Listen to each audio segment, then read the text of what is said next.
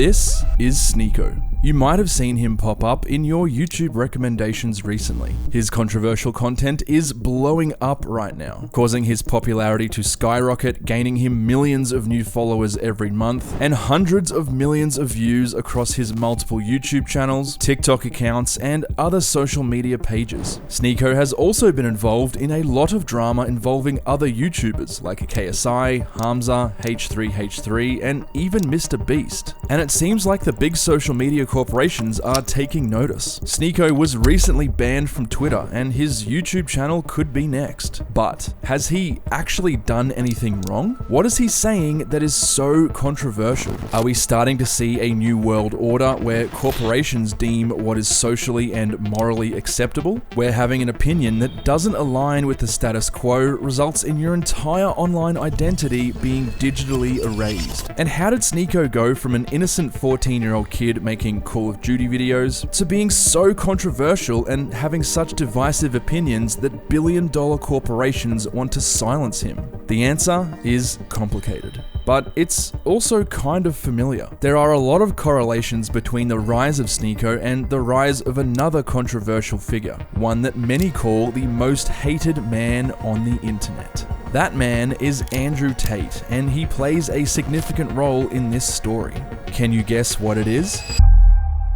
To start this story, first we have to examine the origins of Sneako. Sneako's real name is Sneako, and he was born in 1998 in New Haven, Connecticut. But he tells people he's from New York because it sounds cooler. Sneako also has a pretty diverse cultural background. My mom's Filipino. Her parents were both fresh off the boat. My dad's Haitian, but he's half white. I keep having to specify that. I'm a quarter black, not half. My dad immigrated from Haiti to New York, so I'm a 1.5 generation. Sneako's internet story begins on the 29th of April 2013, when he created his YouTube channel known at the time as The Sneako. He started out by uploading Call of Duty commentary videos. Hey, what's going on, guys? I am The Sneako, and welcome to my first Black Ops 2 live commentary. During a few of these commentary videos, Sneako would discuss topics that most 14-year-old kids do not. Topics such as gay marriage, gun control, or the separation of church and state. And not only was he able to discuss these topics, he was able to discuss them eloquently and with a level of introspect that most 14-year-old children simply do not possess. In particular, during a video titled The Definition of Racism, Sneako discusses an experience he had online, where he thought the word racist was being tossed around too much and too lightly by an overly sensitive and offended individual. And I've been getting called racist. I told that guy, man, you sound really stereotypical, like a black person. Like, you sound like someone who'd come out of a video of Everybody Hates Chris. And he's like, hi. He started laughing, and there was this other kid in the lobby, and he started screaming at me, calling me a racist. Man, I was like, how am I being racist? Sneako was confused by this exchange, while at the same time seemed eager to understand the mechanisms and social constructs that formed this behavior. These initial thoughts and beliefs would fully come to fruition almost a decade later once Sneako gained life experience and maturity. But for the time being, and like many gaming YouTubers, Sneako realized that these videos weren't growing his channel very effectively. So he started experimenting with different kinds of content, combining his comedic abilities with tongue-in-cheek monologues and inspirational messages. Those conversations you have when you're 40 about what could have been, should have been. You only live once, and no matter what rap lyrics will tell you, that doesn't mean getting hammered out of your mind every Friday. Do you want to finish your life with regret? And his audience seemed to love it. How the F were you so woke at that age? Dude, you are hilarious. You're also extremely futuristic-minded. Friggin' genius, man. This is still one of my favorite videos on the internet. Sneako's style and topic selection continued to evolve, and in 2015 he uploaded the now viral video How People View You, where Sneako shaved his head while discussing how people create an image of themselves that often isn't indicative of their true identity.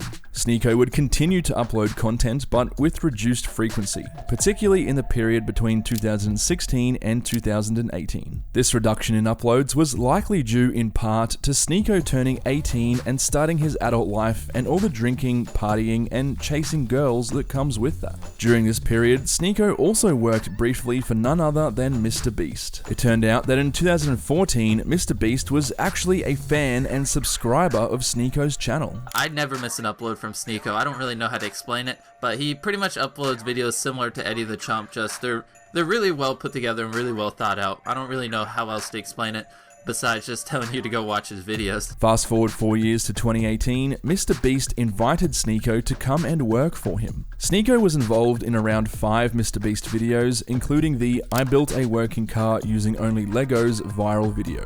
However, Sneako's ego got the better of him because he was working for a guy that used to be his fan. MrBeast's channel was already very successful at that point, with millions of subscribers, compared to Sneako's much smaller and less successful channel. This caused a lot of friction between them, leading to Sneako getting fired and no longer being a part of MrBeast's team. I didn't want to be the guy in MrBeast videos. I wanted to be MrBeast. Doubling down on his ego and immaturity, Sneako then made a MrBeast exposed video trying to get some kind of redemption, and it got 30 views before Sneako took it down 10 minutes later. But it was too late. MrBeast had already seen it, and any chance at salvaging their relationship was gone. However, there was a silver lining to this unfortunate series of events. In just a few weeks of working with MrBeast, Sneako realized the importance of mindset and mentality, and he was amazed at MrBeast's ability to succeed no matter what, and his constant drive towards the success and growth of his YouTube channel and brand. Shortly after this realization, Sneako returned to YouTube, and combined with his newfound motivation, started seeing immediate results. He released a wildly successful video titled "Would You Say the N-Word for $1?" and it went on to gain 5 million views in just a few months. I gotta ask you a question for the video. What's the question? Can white people say white people? Can they say the N-word? We'll say the N-word. Say the N-word? We'll say the N-word. Can white people say the N-word? Hell yeah. Hell no. If they want to. At the time, street interview content like this was very popular on YouTube, and Sneako's choice of such a thought-provoking and edgy topic was brilliant. It was clear he was taking the lessons he had learned from MrBeast seriously. This video skyrocketed Sneako's channel to 100,000 subscribers in December 2018, and he doubled down on this content, releasing more thought-provoking street interviews on provocative topics under the moniker 1 Minute Podcast. Combined with his other videos, like his self-reflective content edited in his unique style, it was clear that Sneako was talented and had a bright future ahead. He had a unique ability to verbalize the feelings and experiences that many people had but were unable to verbalize themselves. His audience, many of whom were a similar age, grew with him and watched him evolve over the years. And finally, after years of grinding on YouTube, Sneako had hit the jackpot. His channel began to grow very quickly, with his subscriber count increasing exponentially, reaching 500,000 subscribers less than a year after reaching 100,000.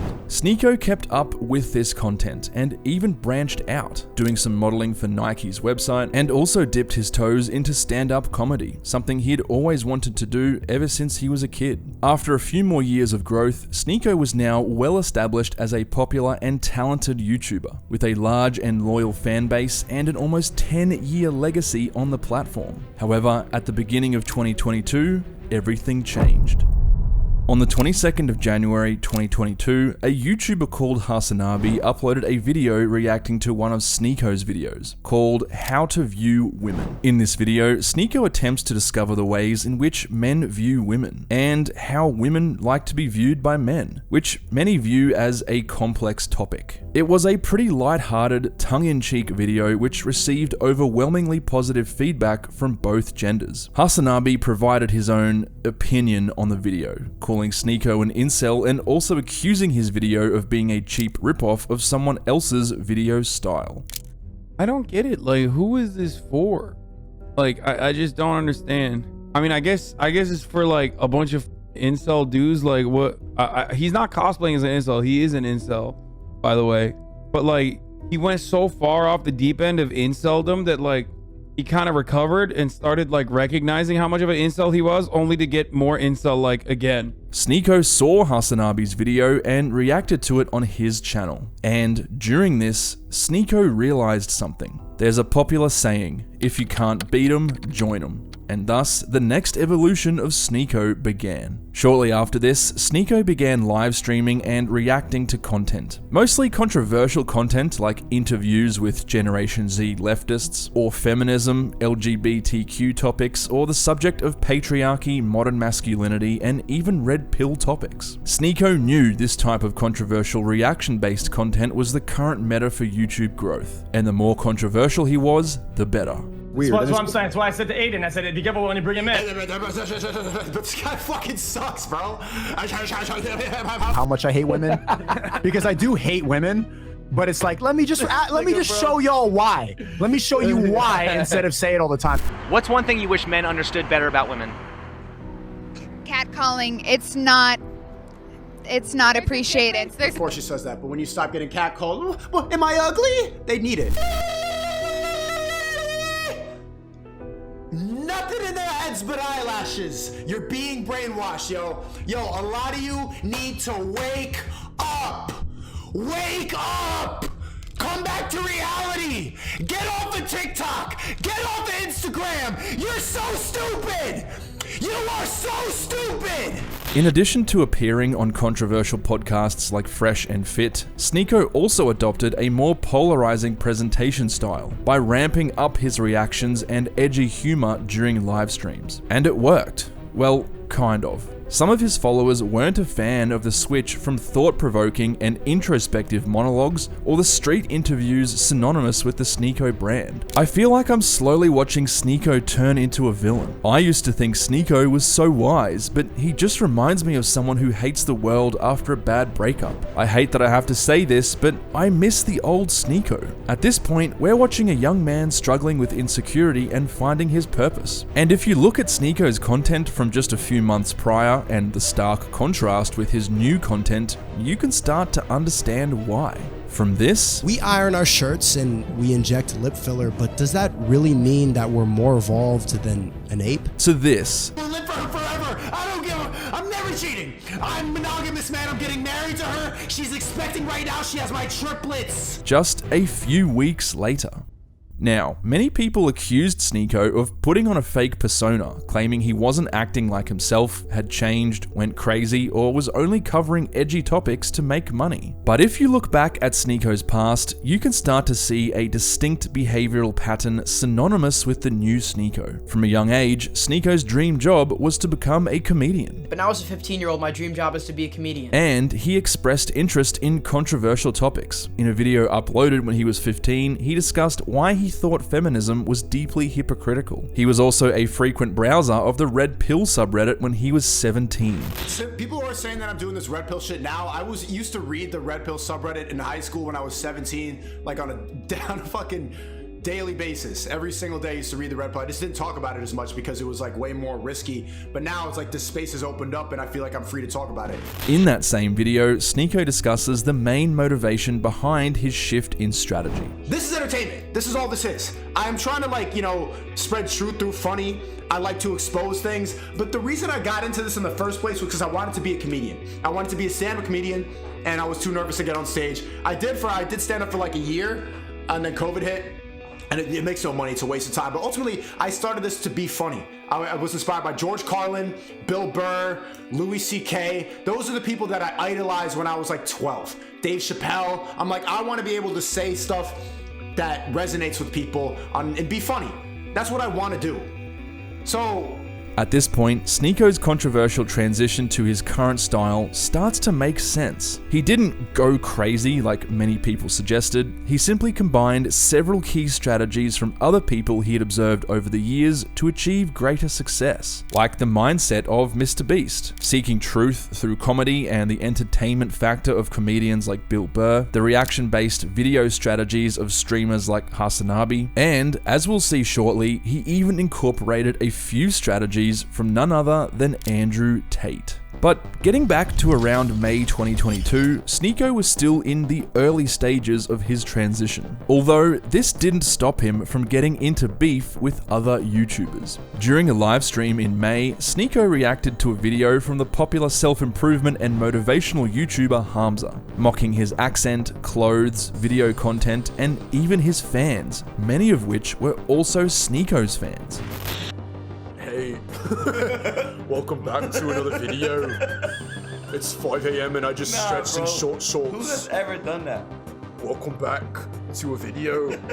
In response, Hamza uploaded a video to his channel absolutely destroying Sneako. Sneako, your ego is blinding you. You are at that lesser stage. You are not a man of character. You cheated on your last girlfriend. You have no integrity. You drink alcohol just sat there by yourself. That's a horrible habit. You watched another guy have sex with your girlfriend. That's weird, and you can call us all insecure for that if you want. However, in a twist of fate rarely seen in the YouTube space, both men came together and squashed the beef. The same cannot be said for many other feuds Sneako had with fellow YouTubers, most of which are still ongoing.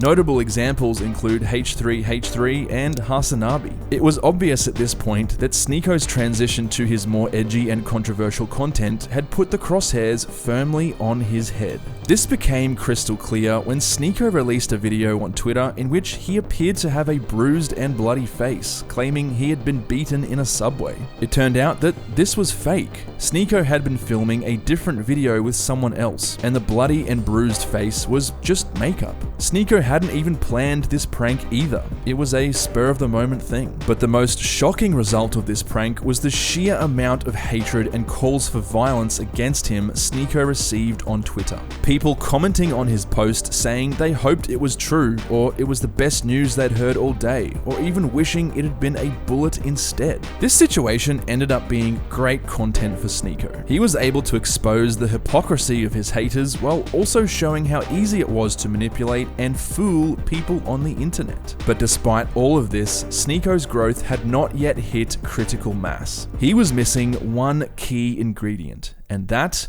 was Andrew Tate's master plan for internet domination. By the way, make sure you check out that video because Andrew Tate's rise to fame was even more controversial than Sneako's. But back to this video. Sneako saw the insanely fast rise to infamy and worldwide popularity that Andrew Tate was able to achieve. And he thought back to his time with MrBeast and how MrBeast would change and direct his channel to match the current algorithms. But there was just one problem. Sneako was not Andrew Tate. He wasn't a successful kickboxer, a millionaire with private jets, surrounded by beautiful Eastern European women, or even old enough to seem like he had enough real-world experience to justify his controversial opinions. He was just a 23-year-old kid making YouTube videos. But that's okay. The Tate master plan for internet domination can be utilized by almost anyone, as long as you're willing to face some of the repercussions. And seriously, if you don't believe that Sneako was at least in some way influenced by Andrew Tate, just take a look at these two Google Trend graphs. Sneako watched Andrew Tate's rise to fame and something clicked. After 10 years of making YouTube videos, this was his chance to skyrocket and get the bag.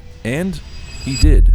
Step 1. Use low-effort content to dominate social media platforms. If you take a closer look at Sneako's second channel, Sneako, and his TikTok account, you can see many similarities between his strategy and Andrew Tate's. Sneako is pumping out content like never before. And it's incredibly easy to make. He simply live streams and reacts for a few hours a day and gets people to clip each individual video or segment during the stream and re-upload as either shorter 10 to 20 minute videos on the Sneako channel or as short form content via TikTok or his shorts channel Sneako World. Contrasted with his previous style of videos, many of which would take weeks to produce a single one. I mean, even the video you're watching right now is the product of over 100 100 man-hours of research, scripting, and editing. There's a lot of behind the scenes on YouTube, which is why streaming and reaction content is so much more preferable for mass production. And although Sneako may not have the social proof that Andrew Tate does with the sports cars, women, and millionaire lifestyle, this strategy still works because of the topics he covers. Sneako's most popular reaction videos are typically similar to this one, where people are asked their opinion on a certain topic, and the video is usually edited and structured in a certain way. For example, listen to this answer when an American Gen Z woman is asked who fought in the American Civil War.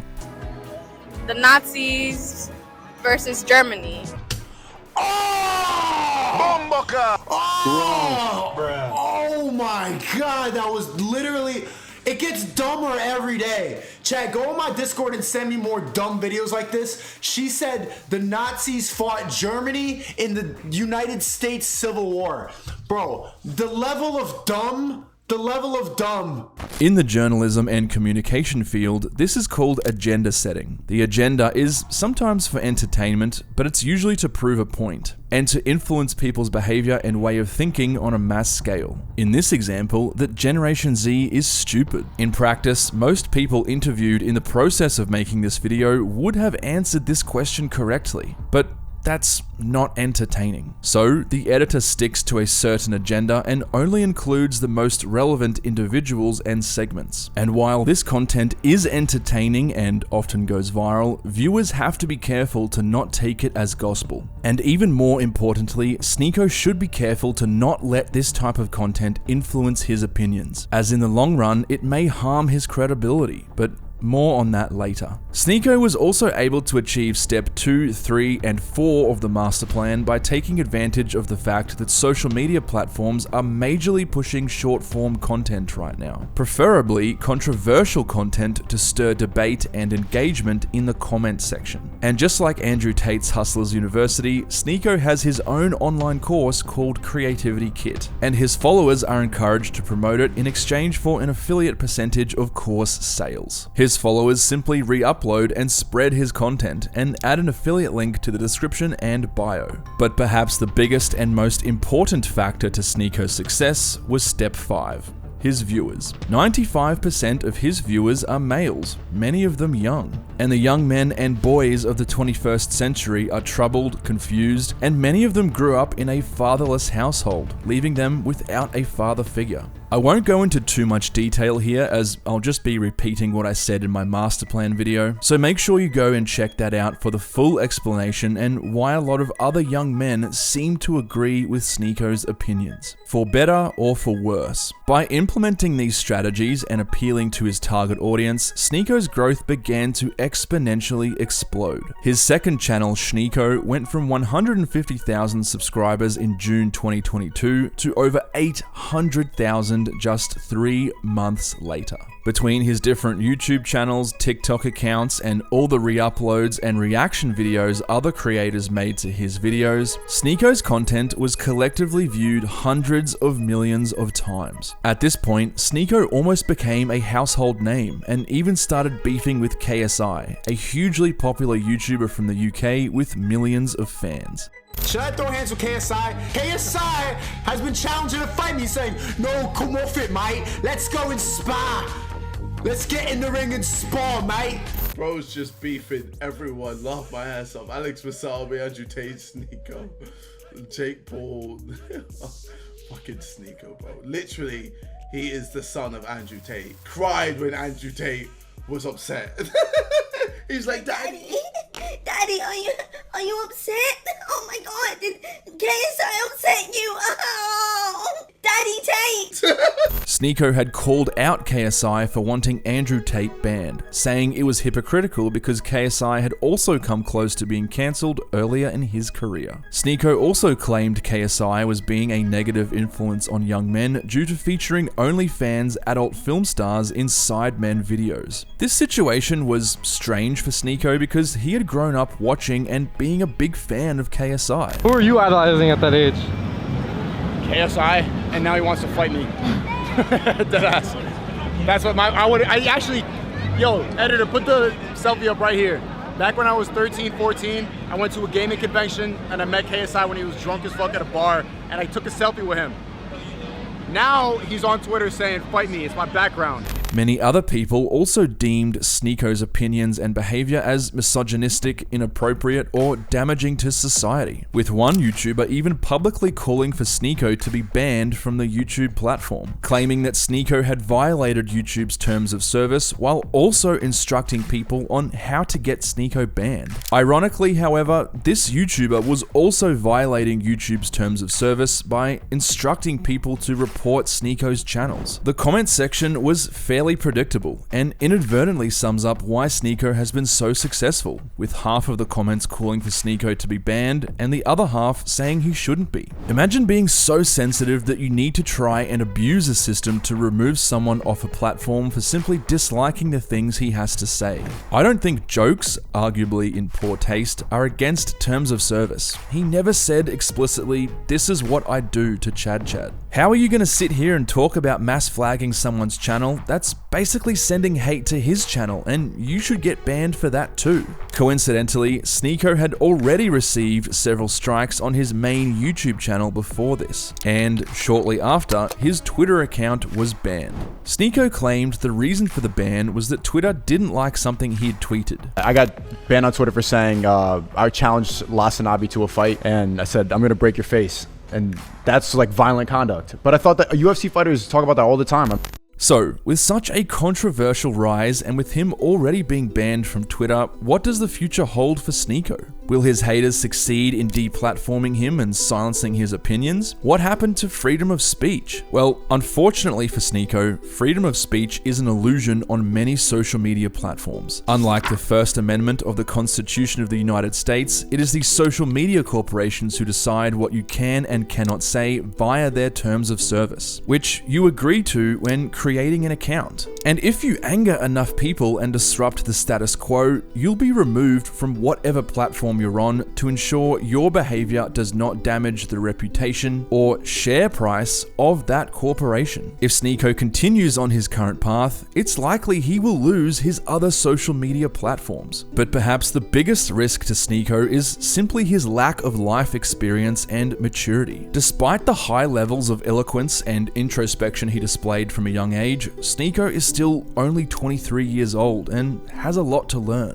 If you contrast his content with an older and more experienced man like Andrew Tate, there is simply no comparison. As a result, many people don't consider his content funny or comedic, and it can come across as childish at times, devaluing his overall message. Sneako also tends to ramble and often contradicts himself in his streams, leading to a lot of inconsistencies in what he says, and even his fans frequently point this out to him. One YouTuber even made a detailed hour-long video highlighting and debunking all of the hypocritical statements and logical fallacies Sneako has made in just the last few months alone.